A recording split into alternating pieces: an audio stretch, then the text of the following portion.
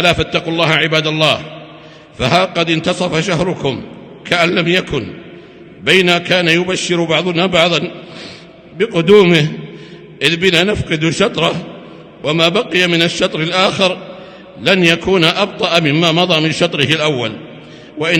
وإنما السابق اليوم من سبق به عمله وقادته تقواه إلى مولاه، فلا النسب موصل إليه ولا الجاه ولا المال.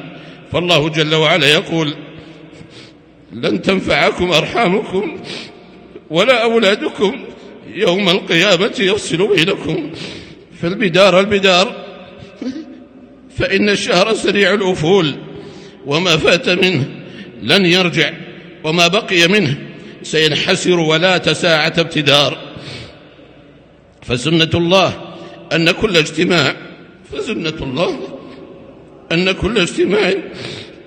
فإلى افتراق، والتمام يعقبه الزوال. والقمر قدرناه منازل حتى عاد كالعرجون القديم. ولا عجب عباد الله، فإن الله وصفها بأنها أيام معدودات دلالة على قصرها، غير أنها مليئة من الأجور والحسنات بما لا يحصي أضعافها إلا الله. فالكيس من ندم